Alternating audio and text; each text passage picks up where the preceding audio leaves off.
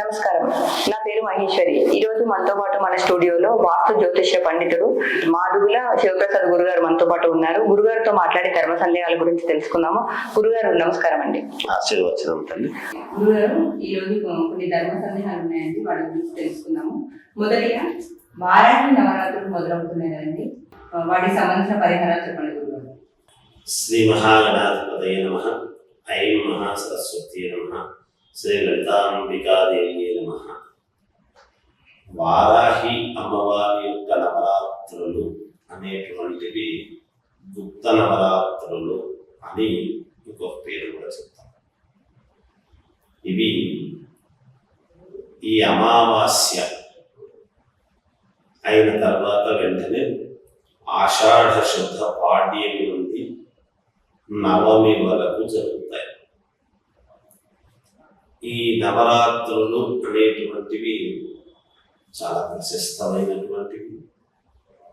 చాలా మందికి గతంలో నుంచి ఎప్పటి నుంచో పూర్వం కూడా చేస్తూ ఉన్నారు, కానీ ప్రాచుర్యము అనేటువంటివి ఈ మధ్య ఒకదానికోటి ప్రసార మాధ్యమాలు అనేటువంటివి ఎక్కువగా వచ్చినటువంటి సందర్భంలో ప్రతి వాళ్ళు కూడా పండితులందరూ ఏకోన్ముఖముగా వాటి యందు చెప్పి వాటి యొక్క వివరణ, ప్రాశస్త్యము, అమ్మవారి యొక్క అనుగ్రహం ఎలా ఉంటుంది అని భాషణం చేస్తూ ఉన్నారు. అందరూ వింటూ ఉన్నారు. అనేక రకాల ప్రసార మాధ్యమాలను అందరూ చూస్తూ ఉన్నారు. ఇవి ఎప్పటి నుంచో వస్తూ ఉన్నవి.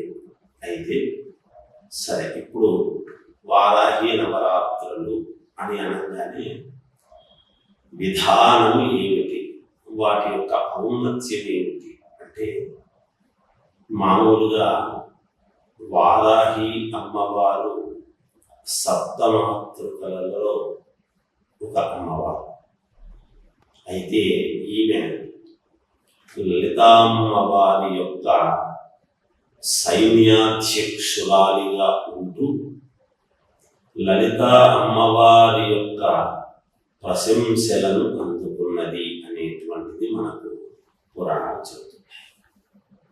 చాలా గొప్ప మహిమాన్వితమైనటువంటి అమ్మవారు ఈ అమ్మవారు. మన హైందవ ధర్మంలో ప్రతి చెట్టులోనూ పుట్టలోనూ చిన్న చిన్న జీవరాశుల దగ్గర నుండి ప్రతి దాంట్లోనూ ఔన్నత్యాన్ని వెతుక్కుంటాం. వీటిల్లో అయినా కాస్త కొన్ని ఇబ్బందికరమైనవి కూడా ఉంటాయి, కానీ ఏది ఔన్నత్యమో దాన్ని చూసేటువంటి సంస్కృతి మన భారతీయ సంస్కృతి. ఎదటి వాళ్ళల్లో ఉండేటువంటి గొప్పతనం ఏమిటి, ఆ దైవంలో ఉండేటువంటి విధానం ఏమిటి అనేటువంటిది ముందుగా మనం చూసి దానికి తదనుగుణంగా మన జీవన శైలి అనేటువంటివి ఏమి చేసుకుంటే మనకు మేలు జరుగుతుంది అనే విధంగా ఆలోచనలు చేసి దానికి తదనుగుణంగా మనము పూజలు కార్యక్రమాలు చేసుకోవటం అనేటువంటిది మనకు బాగా అలవాటైనటువంటి విషయం. మన సాంప్రదాయాలుగా పాటిస్తూ వస్తున్నాం.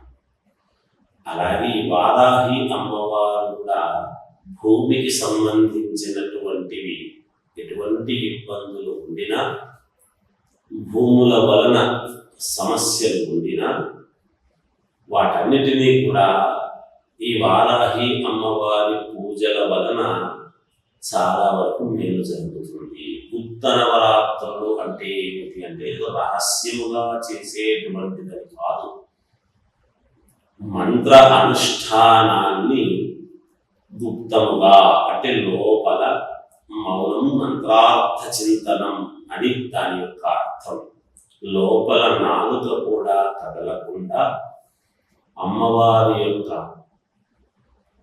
శ్లోకాన్ని కానీ లేదా మంత్రాలను కానీ అనుష్ఠానం కొన్ని ఉంటాయి ముఖ్యమైనటువంటివి. అవి కనుక మనం అనుష్ఠానం చేస్తున్నాము అంటే ఈ 9 రోజుల పాటు కూడా మనకు ఎంతో ఉన్నతమైనటువంటి మేలు కలిగేదానికి అవకాశాలు ఎక్కువగా ఉంటాయి.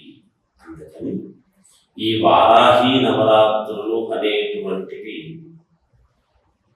పూర్వం చాలా ఏళ్ల క్రితము పొలాలు అవన్నీ ఉండేటువంటి రైతులు ఏం చేసేవారంటే అప్పుడు పొలాల్లోనే చిన్న అమ్మవారి గుడిలాగా ఉండేది. ఏదో ఒక గుడిలాగా కట్టుకునేవాడు ఒక చెట్టు కింద అమ్మవారి పొలాలు. ఆ పొలాల్లో అమ్మవారి యొక్క విగ్రహం పెట్టి ఈ నవరాత్రులు వచ్చినప్పుడు వాటికి నివేదన అనేటువంటివి చేసి 9 రోజుల పాటు అక్కడ నివేదన చేసినటువంటివి ఆ చేనులో ఏ పొలంలో అయితే మనము పంట పండించుకోవాలి అనేటువంటి భావముతో ఆ రైతు తహతహలాడుతూ ఉంటాడో అప్పుడు అక్కడ అమ్మవారికి 9 రోజుల పాటు టిక్కాయ కర్పూరము అన్నీ ఇస్తూ చేస్తూ అక్కడ పెట్టినటువంటి నివేదన చేసినటువంటి అన్నము అనేటువంటిది ఉంటుంది. ఆ అన్నంలో కుంకుమ అది కలిపి అమ్మవారికి నివేదన చేసి అలా పొలాల్లో చల్లుకుంటే అప్పుడు ఏమవుతుంది అంటే అక్కడ పంటలు బాగా పండేవి. అలా చేసేటువంటి వాడు అన్నాడు. అందుకని వారాహి అమ్మవారి భూవరాహ లక్ష్మీదేవి అని మనం మాట్లాడుకుంటున్నాం. భూమి మనం యావత్ ప్రజానీకమంతా కూడా ఒక కొత్త ఇల్లు కావాలన్నా మనకు పంటలు బాగా పండాలి అన్నా లేదా ఒక స్థలం కొనుక్కోవాలి అన్నా ఈ వారాహి అమ్మవారిని గనక ఆరాధించినాము అంటే ఈ 9 రోజుల పాటు తప్పకుండా మీ కోరికలు సత్వరమే నెరవేరుతాయి గాక అనేటువంటిది వారాహి అమ్మవారి యొక్క ప్రాశస్త్యం అని తెలియజేస్తూ జయోస్తు. గురుగారు ధన్యవాదాలు.